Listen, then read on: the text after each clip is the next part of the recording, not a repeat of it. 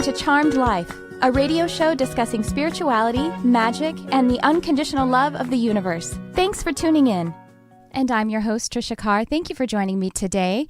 I am so pleased to be with you to discuss a topic that is very important to me. It is actually central to, I would say it's central to my mission or my life purpose.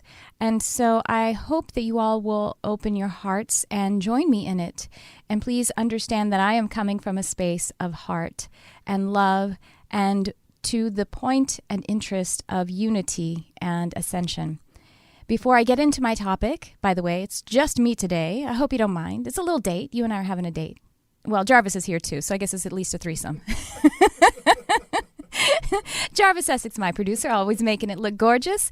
And if you want to see what it looks like, if you're one who listens, you can check it out on my YouTube channel. That is youtube.com/Tricia Carr. And if you're one who watches, you can find it as a podcast and you can listen to it in your car, which you actually, I guess you could do that on YouTube as well. I do that a lot. I listen to a lot of YouTube videos while I'm driving. But you can find the podcast by searching on any podcast outlet. Charmed Life with Tricia Carr. We are on iTunes. We are on iHeartRadio and also, what's that? Spotify. That's right. Thank you. Love you, Spotify. Sorry, I forgot about you. All right. I also want to tell you about, I want to tell you about the fact that I've just started a community on Patreon. Ooh, I'm so excited. I teased it a couple of times. I was about to do it, but I'm really excited to actually welcome people to Patreon. The way you can find me is patreon.com/Tricia Carr. And it's a way for you to be able to not only support this show, Charmed Life, but also to engage more personally if that's your interest, because I want to engage personally with you. I have some really cool programs set up there, different ways that you can support, and we will do a meeting every month if you support at a particular level, and a meeting on Zoom so we actually see our faces and connect that way. And then I'm also doing some group meditations and MP3 giveaways of produced meditations at certain levels of patronage. And also, if you're just interested in doing a class or a service at all, I recommend go check out. There are levels that offer you a discount on my services. And so then you could get the discount before you book to work with me. So just go check it out. Again, it's patreon.com/Tricia Carr. I'm very excited about it. It feels like it is a more engaged way to connect than even like Facebook or Facebook groups. But I do have a Facebook group, and I am there live every week offering advice, lessons, spirit messaging, and readings for free. So go check that out. Facebook.com/CharmedLifeLove. Facebook.com/groups/CharmedLifeLove. A couple other things. I am actually teaching an intuitive and mediumship development class today. You could actually sign up still. It's at 2 p.m. my time, 2 p.m. Pacific. So that is about 3 hours from now if you're watching the show, a couple hours after the show ends. And so you could go sign up. You just need to go find it on my Facebook page or my Facebook group. You could find it there. And just look for it. It's a pinned post. If you look up facebook.com/Tricia Carr Charm or join my group, and you'll be able to find it and sign up. And I'm going to be doing a class on Zoom video conference, and then we will be doing practice readings together. Yeah, it's for beginners and intermediate, so I hope you might check that out. I'm going to be doing this every other week, it looks like, and it's going to be a lot of fun. Finally, I have registration open for the Empowered Empath and Highly Sensitive Intuitive, TriciaCarrCharm.com/empath. Go check that out. We start mid-May. All right. Thank you for indulging me in that. And now to this topic that I said is very close to my heart. This is about the sentience of animals and nature and the entire earth plane. I had an episode not too long ago, a few months back, called Animal Emotions, because I observe certain public figures and even spiritual teachers saying that animals and or nature are lacking in sentience, consciousness, or in the case of that other episode, I was talking about emotional makeup. And this is something I've also addressed when I talk about animism. In that episode, I also talked about animism, which is what is referred to as a belief that everything in nature is conscious. I didn't actually understand. I didn't realize that that was set aside as a particular belief, because to me, it's just always been reality.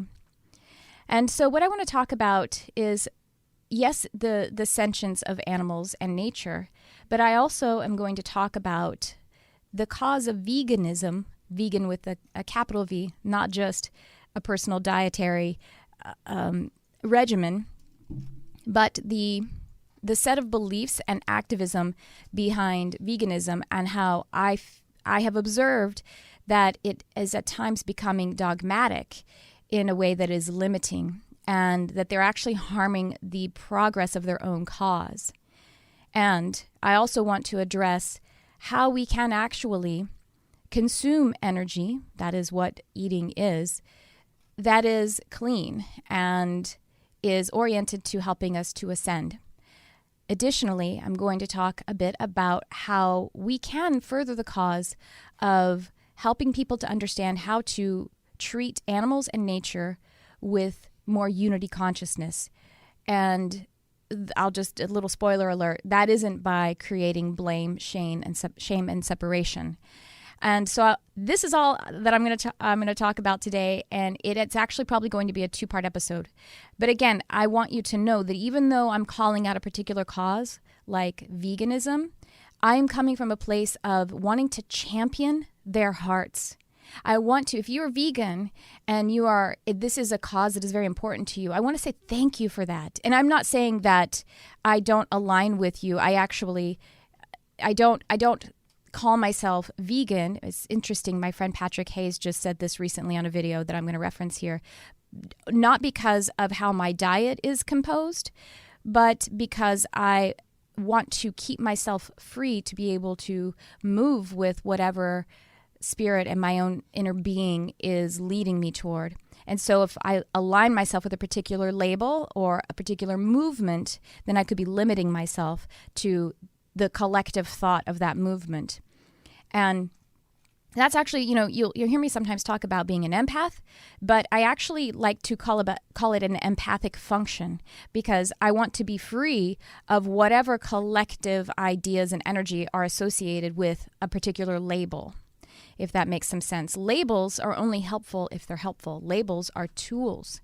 And if we allow them to use us, then we are being limited, and we are not being oriented to our personal sovereignty and the creator essence or the God essence. So I'll just dive right in. One of the things that actually inspired me to begin this discussion is that I heard a very famous, now past, teacher and author, Dolores Cannon. I heard a quote. I heard her say, it's in a particular video, and now I may be slightly paraphrasing because, but I think I've got it pretty close to exactly how she said it. She says that if humans want to ascend, that they need to stop consuming the suffering of sentient beings. So I'm going to say it again. If humans want to ascend, they need to stop consuming the suffering of sentient beings. And I agree. But what we need to look at is actually how she said it is, the suffering of sentient beings. It is consuming the suffering. That is the truth of that statement. One thing that I want to isolate also is the sentient beings part of that expression. Now, I understand. I heard that Dolores Cannon is vegetarian. I've seen that, or I've heard her say that before. Was, because she's now no longer she's no longer in the body, so she's not eating vegetables anymore. Quite frankly, I want to talk about sentience as it concerns animals and as it actually concerns plants as well, because I think that this is actually, regardless of what you choose to have in your diet, it is really important to look at with our full consciousness. And I'll start by saying all creatures are sentient.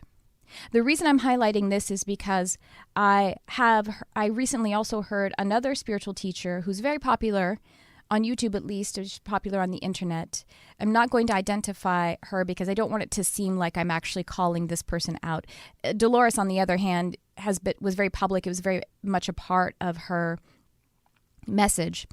And I think that if Dolores were here in the body, she'd sit down with me and say, let's talk about that. Whereas with this person, I'm not certain, and I don't want anyone to think that I'm actually calling this person out as incorrect and criticizing. And I'll pause for a moment to just say that as it concerns Dolores Cannon or any other teacher, that just because they have one isolated phrase or belief or bit of teaching that doesn't resonate with me, that doesn't mean that the entire work of the teacher doesn't resonate with me. I don't throw the baby out with the bathwater because two things. First of all, perhaps that bit of information that teacher is putting forward is something that I will resonate with later. So perhaps it is me who is growing into the message of that teacher. Or perhaps that teacher is growing. Perhaps the message that teacher has brought through in that isolated area is being filtered in a way that isn't quite developed. And again, it has to do with our relationship, and I want to point us all back to our personal sovereignty. Now, at the same time, there are certain teachers whose message fundamentally is so not aligned with me that I do throw out all of that baby and that bathwater. It's true because it isn't helpful to me. It isn't aligned with me. But so far as me isolating one phrase or one statement from a teacher like Dolores Cannon or this other person, this isn't meant to say that the entire body of their work is something that either A, I don't resonate with, or that I'm criticizing. I don't mean to criticize at all in this particular topic. But I will say now what that teacher said that is sort of central to this concern of mine. And I'll only, just for the sake of a speech, say that it was a woman. And she said, she referred to fireflies or lightning bugs, as we call them in Texas, fireflies as being non-sentient beings. Non-sentient creatures, I think, is how she actually said it. And I think that this can actually be a bit dangerous to think of particular animals, and I'm going to get into plants as well, being non-sentient. And so to look at what sentience is, because this is also a fundamental tenet of, at least, I don't know if it's the entire vegan movement, but certainly a lot of people that I have heard speak on behalf of the vegan movement, they draw a line as it concerns sentience. And it's really important to understand the suffering orientation of consumption. I will start with that. And to recognize that the reason that it hurts us more with certain animals or certain kinds of expressions of nature, it hurts us more to consume them because they are more alike to us. And I'll explain that. So yes, it can hurt our hearts. The reason it hurts more is because if you were to either be inflicting suffering or condoning suffering for something that is more similar to you, this is a very natural biological response. That would hurt you more. So if you were engaging, if you understood that, for example, how terribly commercial chicken raising is, or just industrialized meat raising, how heinous that is, how much suffering that is creating, and then you consumed it, this would be more harmful to your being. And Spirit actually gave me a really great metaphor of why this is and why it's okay for that to be a more sensitive issue for us than, say, if we kill a bug or if we harvest a plant. The reason it's okay is, the metaphor I'm going to give to you is this. It's heinous to abuse children, right? Absolutely heinous. It is inhuman. It's unethical. Whatever plane of perspective you want to look at, that's unethical, right? It's a very harmful thing for obviously the child, but for the human condition. However, when a person abuses their own child, the child that came from their body, the one that is closer to them, there is a greater dissonance to actually inflicting that abuse than it is to inflicting abuse on a child that is not your own child, right? There's something more that there's more dissociation, there's more psychopathy involved in abusing your own child. You see, that's normal. It's just not abusing your own child doesn't mean, hooray, you are now an avatar. No, obviously. Not abusing another child who isn't your own, just abstaining from that also doesn't mean that you've reached very much enlightenment. It just basically, we're getting closer and closer to what I would call the creator energy or manifestation plane, where we're actually engaging in life force. And so you see how it is very natural, very normal, and not something that we have to be ashamed of or confused by, that it may be more difficult for us to consume or be sensitive to how animals like mammals are treated as opposed to other forms of nature. But see, these are just the smallest steps. One, like I say, is not in creator energy merely by abstaining from abusing one's own biological family or something that is biologically similar to them, but it is something to hold space for and be okay with the fact that that is more sensitized. Creator energy is engaged when we deepen our awareness to the knowing that all are family, all. I have another horrible example, and that is from this documentary that I saw. I'm sorry. I'm like, I have a horrible example. It's like, does this taste bad, Jarvis? Yeah, it tastes like shit. You want to taste this? Does this taste like shit to you? Sorry, I got to lighten it up a little bit. But I did see a documentary a while ago about the results of the Chernobyl bomb. That was just a terrible thing. It was like an atomic bomb, and the biological results of that, there were many, many children who were born who were deeply deformed. And there were so many of them, and there were no parents. Many were orphaned because of people dying. And in this documentary, there was this nurse who was overseeing all of these children who were desperately deformed, and they couldn't care for them. And we know that if children aren't nurtured, that they cease, they just perish. Besides the fact that these children were really malformed, there just weren't enough adults to take care of these children. And the way that they looked seemed to make them less similar. And I think that the children actually started to lose some of what would make them able to connect with the adult. And the adult had to start to desensitize to that as well. And so there was the woman who was taking the documentarian, was there at this hospital or this orphanage, and a nurse picked up a child by its malformed limb and just kind of like moved it over like it was a book, or, like it didn't have any feeling. And the documentarian said, "Oh my God, that is a child. You're hurting that child." And the nurse looked at her and said, "It doesn't have any feelings." That is a terrible situation to be in. But you see, we could be doing that if we consider other parts of our family as non-sentient. And the family I'm referring to are, yes, other animals, but I'm going to bring into it other parts of nature. And it's something we can heal from. Long story short, I will just say that, including that nurse who was in the horrible situation where she didn't recognize that was a child, that was a baby. There's this prominent international group of cognitive neuroscientists and other experts, and this was actually endorsed by Stephen Hawking, and they affirmed that all non-human animals, including octopuses and anything else you could think of, are sentient and feel emotions such as fear and happiness. And so this brings me to how sentience is determined. I hope you guys are with me. This is going to be a two-parter. And if it feels uncomfortable, just know that that's actually us moving through some of this that is repressed, that is asking for our attention, actually.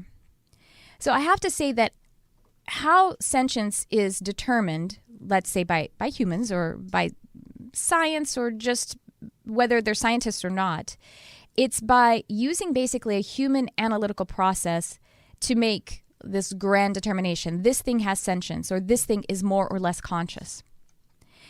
And by that I mean that we use like the limited physical perceivers, like our physical senses, to decide what is sentient. And I have to say that I think that this is quite narcissistic, even, to determine that just because some other collection of energy, such as an animal or a plant, to decide that it is non-sentient because it doesn't have a certain kind of behavior that is similar to our own. Again, we're just using like limited perceivers to assess that, when we know that our physical senses as a human don't even take in as much information as, let's say, a dog or a cat. That they actually see and hear more of light frequencies and sound frequencies than we hear. So even if we're using only our physical perceivers, that is really limiting. And if we can't perceive as much as other beings, then we aren't even the ones who we don't have rank. Quite frankly, we should ask the cats to tell us who is sentient or not, because they can see more of what's going on and they could hear more of what's going on. I actually read on a website, Psychology Today, I was reading an article, and the person who wrote this article, by the way, I'm going to be citing all of these sources in the article that I'm writing about this, so stay tuned for that. I'll point you to that if you're interested in doing your own research, but I'm not going to belabor you with that during the audio and the video version of this.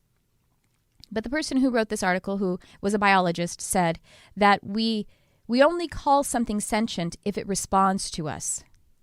And this confused me deeply, because plants respond to us. Do they not? Of course they do. Insects respond to us. And even if this biologist eventually said that an insect is sentient, they specifically did say that they cringe when they hear someone say that a tree is sentient. A tree responds to us. How is that not obvious? That's empirical.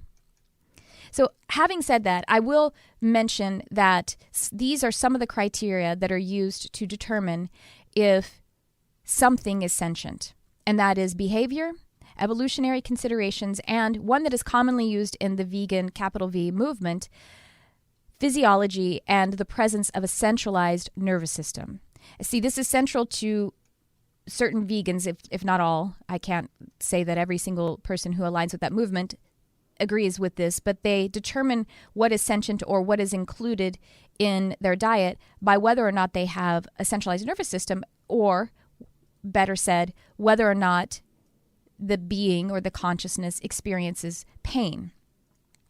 And so I'm just going to take a moment to look at that only, because there are actually things that we can perceive scientifically that tell us that this alone, that this is a criteria that would include animals and plants, even ones that don't have a centralized nervous system, because there are other organizations in these consciousnesses, in these creatures, I'll just call them all creatures, that actually point to the fact that they are responding to pain.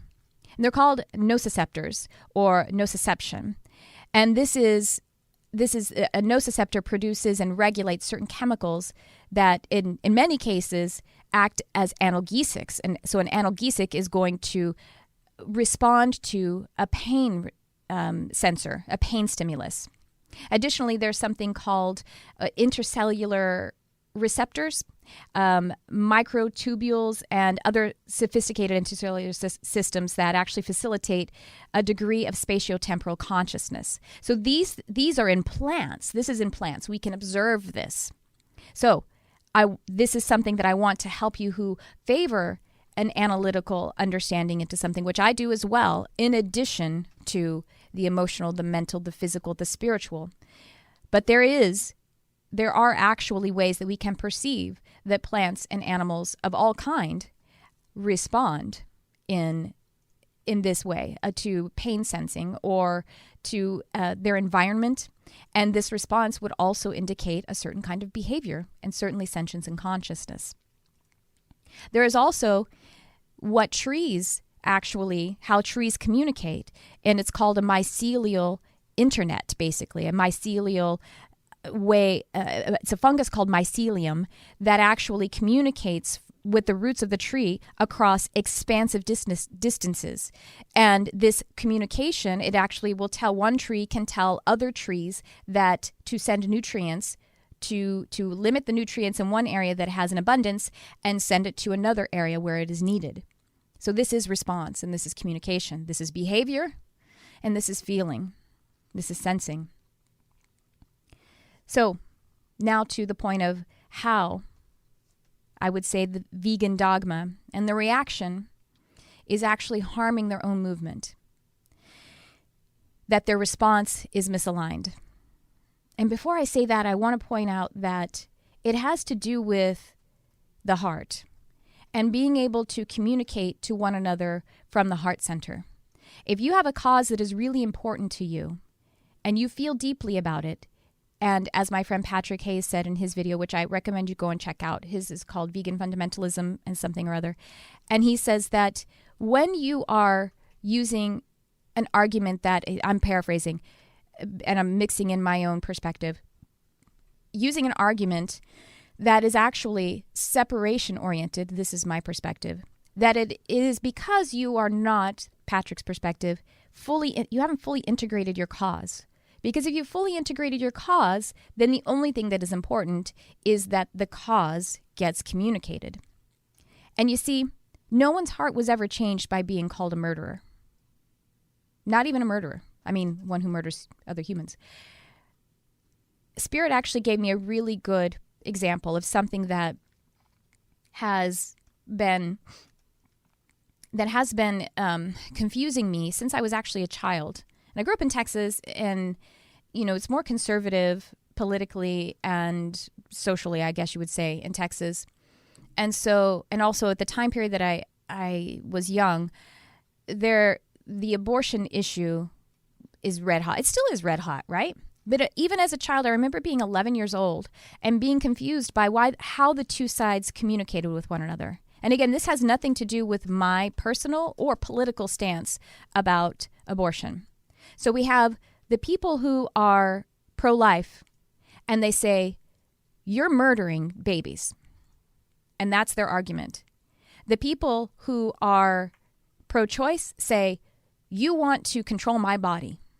And that's their argument to those. Now, see, that is a useless argument on either side because they aren't recognizing the understanding or the perception of the other person. So the pro-choice people do not believe that what they're doing, that abortion actually or terminating a pregnancy is murder. They see it a completely different way. And the people who are pro-lifers deeply believe that it is murder. They deeply believe that after conception, that if you cease that life, that it is actually murder and that it is a homicide or I guess infanticide or whatever you want to call it. So you see, ignoring the base of their beliefs and not having any compassion for it on either side is actually keeping them from doing anything that will actually make this connect hearts and minds about this. And this goes for the pro-choicers saying, you want to control my body. Well, the pro-lifers say, I don't give a good crap damn about your body because you're murdering babies. You know what I mean? Like they are having they're not communicating at all. And again, I'm using inflammatory language from either side, not because I align with either opinion. Just know that. I'm just being objective about it. And I'm trying to say it doesn't work. Compassion is the only thing that works. It's the only thing that actually changes a heart, is to connect to the heart and have compassion for their perspective. And so when a vegan says meat is murder, and when a vegan says, you nasty meat eater, which was literally said to a friend of mine who hadn't actually put forth what her diet was at all. She was actually persecuted for something that a conversation she wasn't even engaged in. When a vegan does that, or when someone whose intention is to defend animals, beautiful intention, flawed logic, beautiful intention, inappropriate execution, because you are not trying to change a heart. And so I want to say that a vegan who says that, actually, I want to extend compassion to your heart because I understand your frustration. and I understand the pain and suffering that you're observing. But there's a way to actually deepen your consciousness about it rather than react from a place of pain, shame, blame, and suffering.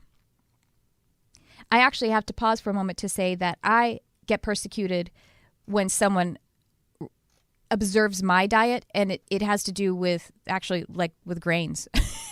I'm actually grain intolerant, and because people are, I don't know, for whatever reason, decided to be very judgmental about that.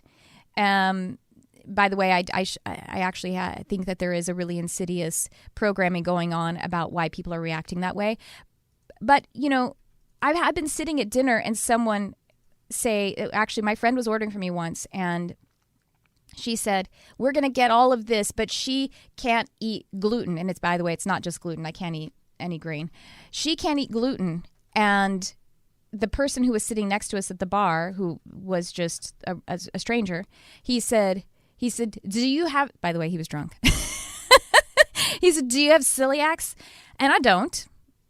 But that doesn't mean that I don't have the responses that I genuinely have, which are private, by the way. The responses that I have, it's none of your business that I'm lying on my couch in the fetal position for 3 days if I have this included in my diet.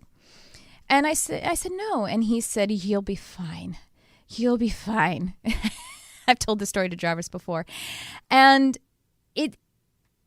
it's kind of insane that he thinks that he has more information about how I should conduct my health than I do.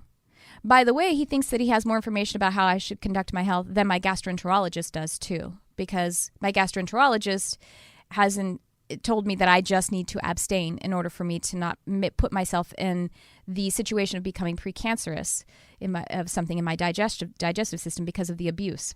I've also had a server. When I asked if the butternut squash soup was made in-house, yes, it was. Then can you tell me if it has cornstarch in it? Because that also is really dangerous for my system.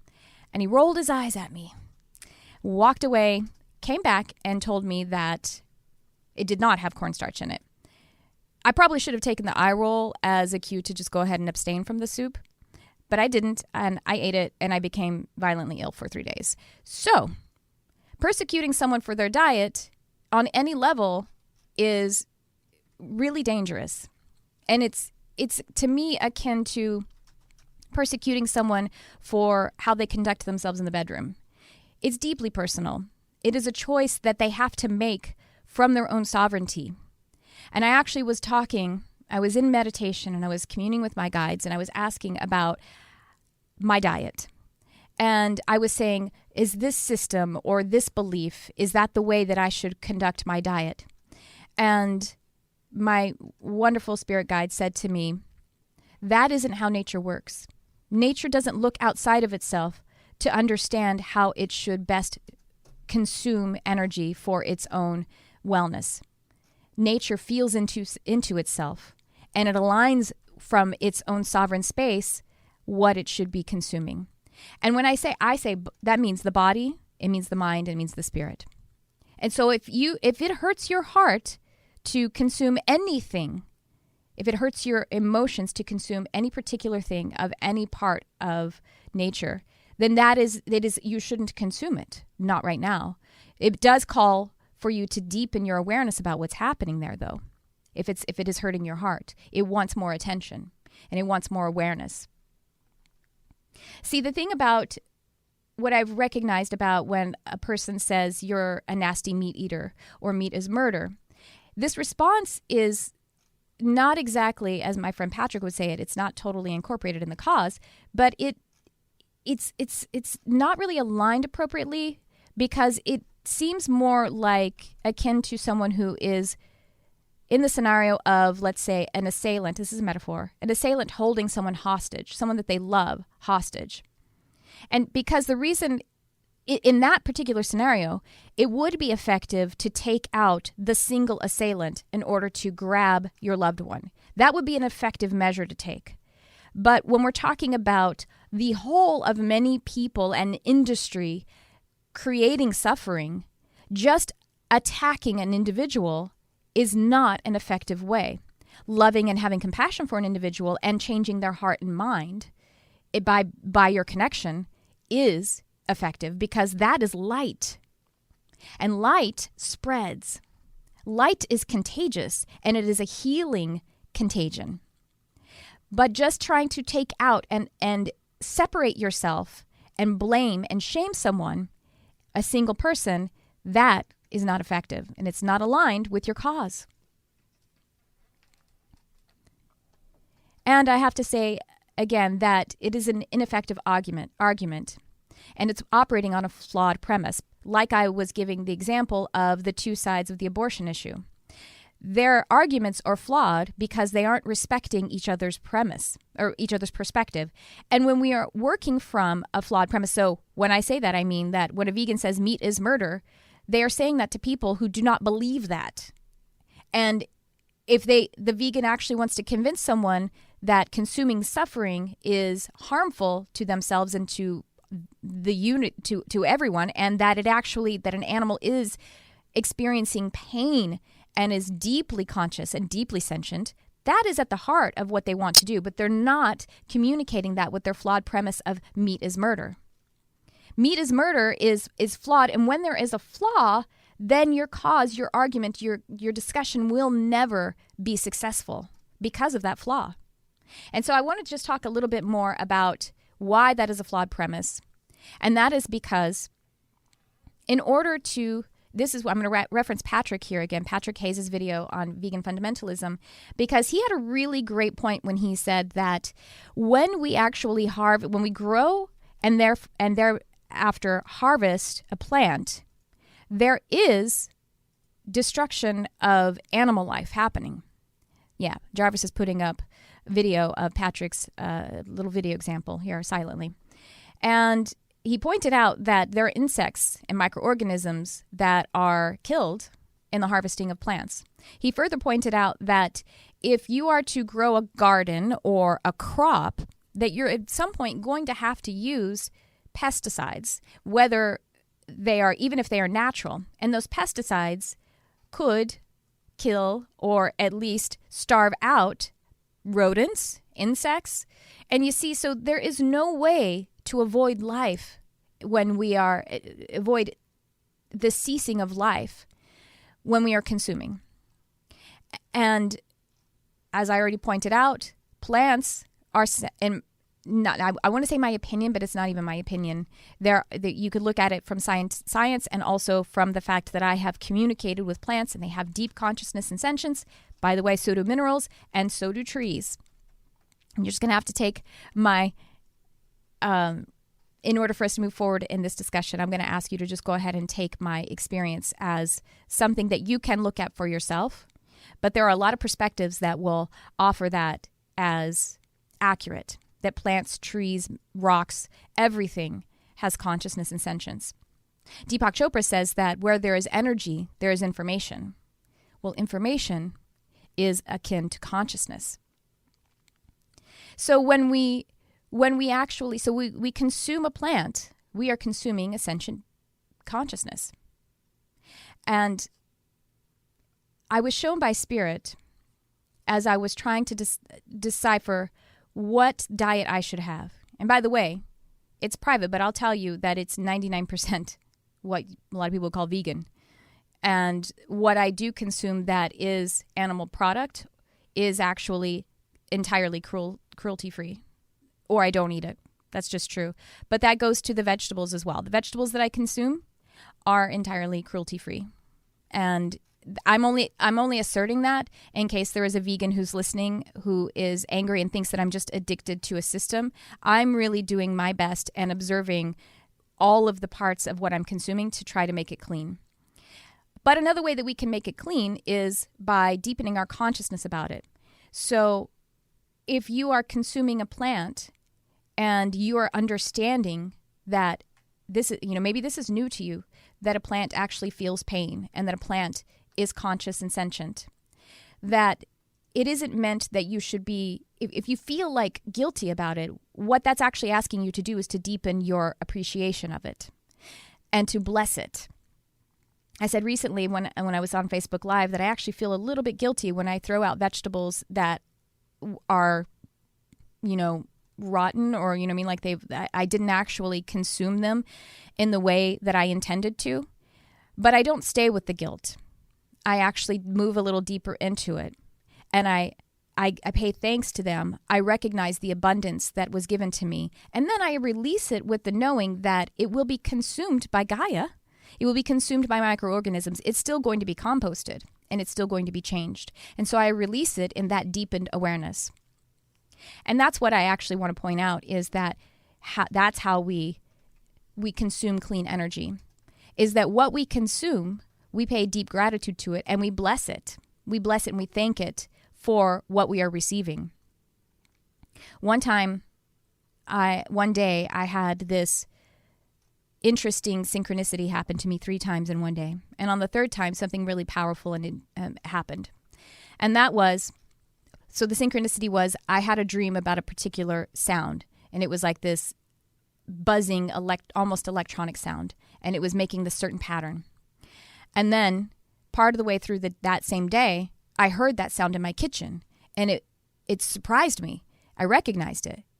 And so I went to go see where it was. And it was actually, I found my cats hearing it too, but on another side of the house. And so I went and followed the sound, but I also followed my cats.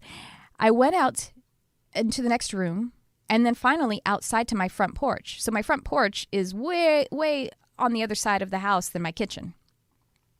I believe the sound was being picked up by some kind of vent and deposited into the kitchen, but I can't be certain of that.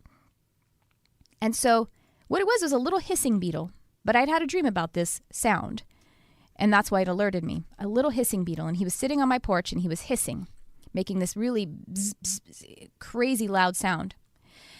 And so I was like, well, this beetle is here. I love beetles, by the way, and he has a message for me. I'll ask him if he has a message for me. And so I was connecting with him, clairsentiently, telepathically. And he was deeply wise, very, very old soul, and was giving me a perspective about unity and universality. And as we were having this exchange, a little mockingbird flew up and sat on the wall right by where we were. And the mockingbird, because I was in that shared signal, I could perceive the mockingbird saying, I'm going to get that, and I'm going to take it to my family. I'm going to get that bug, that beetle, and I'm going to go feed my family with it. And the mockingbird started to flap his wings in a stimulated way. And so, of course, because now I've connected with this beetle, like I said, as we do when something is similar to us, now we've communicated on spirit. And so now we are kindred spirit, much like a mammal is kindred to us in the way that they respond and the way that they behave.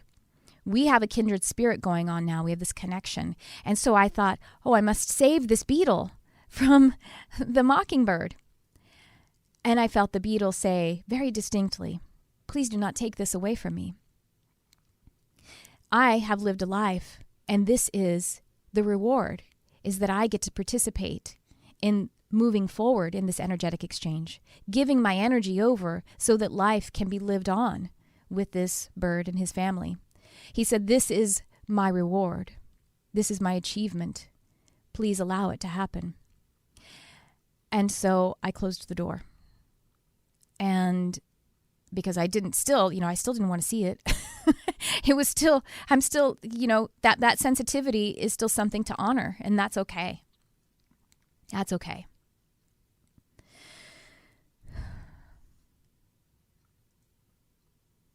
So, one other thing, as I said, I was listening to Spirit and saying, what diet should I have? What diet should I have? And I was shown in my vision a salmon swimming upstream, as they do, to spawn. And I was shown a bear picking up the salmon as they can and, biting the head off of the salmon. That's actually the fastest way and the most humane way. Interesting that a bear is more humane when the root of that is human. and consumed the salmon. And then I was shown that a human comes along and baits and catches the salmon and then consumes the salmon. And then I was asked, so what happens if neither one of these consumptions happen, if the human doesn't take the salmon, if the bear doesn't take the salmon? Well, then the salmon dies of old age or whatever it does. It falls down into the bed of the water, it falls to the waterbed, and then it's consumed by other creatures, and it's consumed by the soil, and it's consumed by Gaia who composts and transmutes it. So no matter what, energy is consumed and energy is used. And so the distinction here is be like the bear and be like the microorganisms and the other organisms who would consume the salmon, but be like the bear when you're consuming your plants as well. The other thing that I think is really dangerous about saying that meat is murder is because now we are casting that same indictment upon other animals. Is the bear a murderer? Well, if not, then what is the separation there? Are you then calling the bear less conscious than you, less aware? That's dangerous. The other thing that is dangerous is that having the separation with animals, if that is the heart that you have, having the separation and seeing them as not as conscious actually disempowers your relationship with them. It doesn't disempower the animal, but it does disempower your relationship and your ability to partner with them, which is how, again, this is how hearts and minds will be changed. You see, if we always are casting them as lesser, or we're always thinking of them as being victims, then that's a disempowerment of the relationship. If you were a person in a relationship, a partnership, and you were a person who had been victimized in your past, but your partner only saw you as a victim and continued to see you as a victim and didn't really see you able to move past that label, wouldn't that feel like your relationship couldn't be that empowered or that connected if you were constantly seen as a victim? So see them as champions and heroes for being able to take on, if it is suffering, and then show it to us. And rather than seeing them as martyrs, see them as champions. See them as beings who are willing to take on that challenge and show it to us in a way that is serious. Don't look away. Deepen your understanding of it. Deepen your appreciation of it so that you can, and then take that appreciation to the heart of someone who doesn't understand that yet. And appeal in compassion. Appeal in love. This is the way that we actually ascend together. And so how do we ascend? How do we consume clean energy? Of any kind, whether it's animal product or plant. It is because again, when we consume plants, as Patrick points out, we are consuming the life of other animals as well, at least, secondarily. Then we have to understand, we deepen our awareness about it and our appreciation, our gratitude, and we bless it. Blessing is an energy healing method. Blessing isn't something that belongs to the church, by the way. It doesn't belong to religion. Blessing is something that we do. It is an energy. It is like namaste. The light in me recognizes the light in you. That is a blessing. That is a connective, energetic action, I would say. So do bless it. And bless and redeem by your blessing. Understand that your sovereign space, that your creator energy is capable of healing whatever that came through, whatever that plant came through, in order to be able to be there for you and to give you life. Whatever that beetle came through, and however his life is going to be taken into that of the mockingbird, bless it. By the way, these more ascended consciousnesses, which animals in nature tend to, because they are closer to Gaia energy, which is closer to source energy in its signature, they actually do understand how to remove themselves from suffering of the body. The consciousness, the higher self, can do that, can dismiss it. They don't do it always, but it is the choice of the being to be able to experience that suffering or not. And that's because of just the desire to be able to have experienced it and to experience all that this 3D incarnated expression has to offer. One last thing I want to talk about, as I'm almost out of time here, and I didn't take any calls. I didn't even offer it because I just felt Spirit said there's some things that we need to talk about. This is a two-parter, though, so if you have a strong opinion or a question that's very sensitive, I welcome you to check in with me on the second part of this topic, because I do want to talk to people about it, and I want to hear what you have to say, and if you have what your questions would be, because that's just everything to me. So one last thing I want to say, and this doesn't have it entirely to do with veganism. This has to do with animal rights activists. It's a somewhat of a smaller issue, but it's very important and impactful. And that is when someone is feeling the activism about taking care of animals who are either poached or somehow abused and killed. And that is just the simple act of, again, going about it from the perspective of blame and shame. And in particular, putting up the pictures of and the bringing forward the pain as the argument. You see, you know that phrase, preaching to the choir? Well, what you do when you put up the picture of the lion who was, or actually, no, it was a tiger. I try to put it out of my remembrance as much as possible. Not because I want to forget what happened to the tiger, but because of the trauma that was spread by the imagery of it. When you put up the image of that tiger who was brutalized callously and carelessly, all you're doing is taking the choir out. You're not even preaching to the choir. The choir now takes to their bed because they have been traumatized and they are sad and they do not know how to make this world a better place anymore. Again, would you, if that were a child who had been brutalized, would you put up that picture? Why not? Why don't we put up pictures of children who have been brutalized?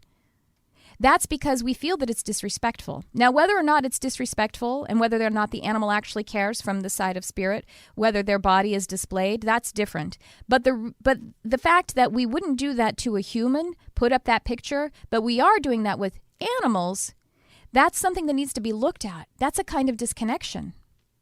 And I just want to bring that forward, that isn't the way. The shame and the blame is not the fully integrated way to do it. It is not being in creator energy. When we are in blame and shame, we are not in creator energy yet. We are not in the manifestation process yet. We are below it, in a place that wants us to go deep within and heal some things. And we are not yet up in the plane of manifestation. It's okay. It's human. We get there all the time. We get into blame, shame, regret. But that is asking us to pay attention to it, not to hold that place, but to ask it for its message and as quickly as possible move from it into the place of awareness and into the place of compassion and deeply loving your brother and sister, whether they be another human who has a different diet than you, whether they be a human who doesn't understand that it is painful and injurious to harm an animal, or whether it is an entire industry that is wreaking havoc on our bodies and on our planet. The only way that we actually move forward in this is to deepen our compassion and our awareness about it. And so I ask you to join me in that. And I'm going to talk about this more next week on Earth Day. So again, I would ask you to go and visit my Patreon page because I want to engage with you guys face to face. And that is patreon.com/Tricia Carr. And come back next week. We'll be talking more about this, and I welcome your phone calls on this if you want to join me live. You can join me live by watching at 11 a.m. Pacific, either on any of my social media outlets, which you can find by at Tricia Carr Charm, or you can go to ubnradio.com/channel1, and that's where we broadcast as well. I would love to talk to you guys about this, okay? Thanks for tuning in. I love you, whoever you are.